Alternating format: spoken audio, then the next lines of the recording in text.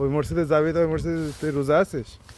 হ্যাঁ, এই খাচ্ছে কুল, দেখেন কুল খাচ্ছে, আবার বলছে ওই মসজিদে যাবো কিনা ইফতারি করতে। এটা কোনো কথা? এখন আপনারাই বলেন বন্ধুরা, এখন এই ইয়াসিনের নিয়ে আমি কি করব? ও আমার সামনে, আমি একজন রোজাদার, খাচ্ছে টক কুল, বুঝতেই পারছেন?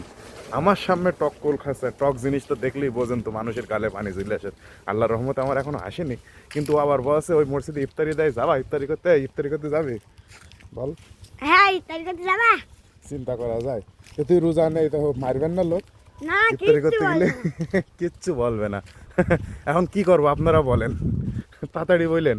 একটু পর আবার 1 ঘন্টা পরে মনে করেন ইফতারির টাইম, দেখেন ও কীভাবে টককুল খাচ্ছে, কি আশ্চর্য। একটা লাইক দিয়ে দিত বল। একটা লাইট দিবেন। হ্যাঁ, সেই টাকা দিয়ে লাইক দিলি যদি ইনকাম হয়, সেই টাকা দিয়ে 10-20 টাকা একটা বন্দুক কিন দেবো ইনশাল্লাহ। এখন তো আমার কাছে টাকা নেই, আমার কাছে 10 টাকা চাই, আমি আর দিতে পারি না, আমার কাছে ইনকাম নেই বলে। আপনারা বেশি বেশি লাইক করবেন, শেয়ার করবেন, ইনকাম করবো আর এর দেবো। আর আমিও চলবো।